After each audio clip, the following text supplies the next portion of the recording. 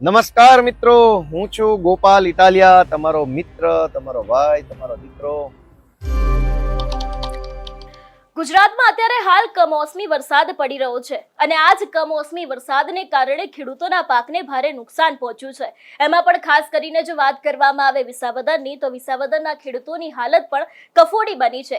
ત્યારે આજે વાત કરવી છે વિસાવદરના ધારાસભ્ય ગોપાલ ઇટાલિયા વિશે. અને ખાસ કરીને અહીંયા ગોપાલભાઈને એવું પણ કહેવું છે કે જો તમારે બેલાના પથ્થર ઉપર બેસીને મોરે પતી ગયો હોય અને ગામે ગામના સામૈયા ભરાઈ ગયા હોય, તો હવે જે ખેડૂતોએ તમને ખોબલે ને ખોબલે મત આપ્યા છે, જે લોકોના ઉપર અત્યારે હાલ આકાશી આફત આવી છે, તે લોકોના વહારે જજો. નમસ્કાર, હું હંસિની અને તમે જોઈ રહ્યા છો નિર્ભય ન્યૂઝ. ગુજરાતમાં અત્યારે હાલ કમોસમી વરસાદ આવી રહ્યો છે. આ જ વરસાદમાં સરકારે વળતરની જાહેરાત હજી સુધી કરી નથી, એ વાતના સવાલો, તેની સાથે એ વાતને લઈને ઘણા બધા એવા નેતાઓ છે કે જે લોકોએ સરકારને પત્ર લખ્યા છે. પરંતુ આજે વાત કરવી છે ગોપાલ ઇટાલિયા વિશે.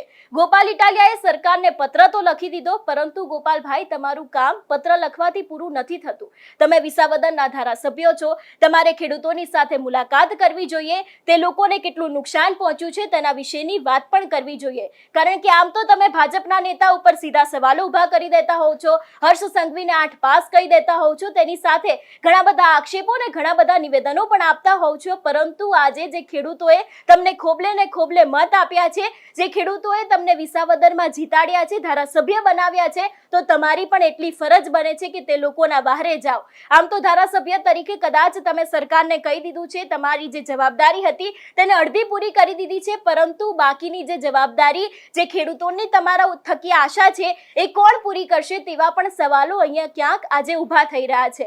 આમ તો એવું કહેવામાં આવે છે કે હવે 2027ની ચૂંટણીને થોડાક જ વર્ષ બાકી છે અને ખેડૂતોની યાદશક્તિ ખૂબ સારી હોય છે. તે લોકોને ખબર હોય છે કે કયા નેતા ક્યારે અને કયા સમયે તેમની વારે આવે છે.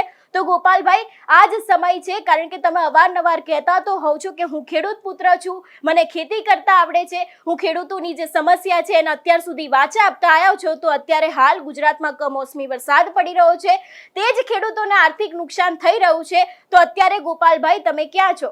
જો વિસાવદરમાં તમે રહેતા હોવ, જો વિસાવદરની જનતાની સાથે વાતચીત કરતા હોવ, જો તમે આવા સામૈયાના ફોટા મૂકતા હોવ, તમે સોશિયલ મીડિયા પર એટલા જ એક્ટિવ હોવ, તો કેમ તમે કોઈ ખેડૂતોની સાથે અત્યારે વાતચીત નથી કરતા?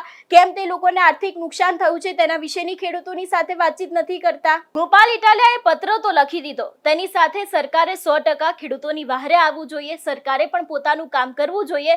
પરંતુ જો તમે એક ધારાસભ્ય તરીકે કદાચ ખેડૂતોની સાથે ઊભા રહેશો, તો તેમની અડધી હૈયા વરાણ ક્યાંક ને ક્યાંક ઓછી થઈ શકે છે. એટલે ખાસ કરીને અત્યારે હાલ વિસાવદરની અંદર જે કિસાન સંઘ મેદાને આવ્યો છે, તેમને પણ મામલતદારને આવેદનપત્ર આપ્યું છે કે અત્યારે હાલ કમોસમી વરસાદને કારણે ખેડૂતોના ઉપર આફત આવી છે, તે લોકોએ પણ વળતરની માંગ કરી છે. એ દ્રશ્યો ઉપર પણ નજર કરીએ. જય જવાન, જય કિસાન, જય જવાન, જય કિસાન, જય જવાન, જય કિસાન.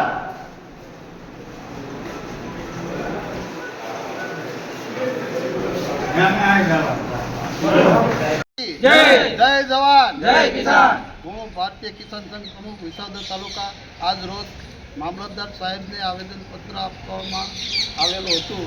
જે ખેડૂતને આજ 3 દિવસ ત્યાં અતિવૃષ્ટિ થઈ છે, એ બાબતે સરકારે થોડું ધ્યાન દોરે એવી અમારી નમ્ર વિનંતી છે. વળતર આપવા બાબત એવી અમારી નમ્ર વિનંતી છે. ભારત માતા કી જય. જય જવાન, જય કિસાન, જય જવાન, જય કિસાન, જય જવાન, જય કિસાન.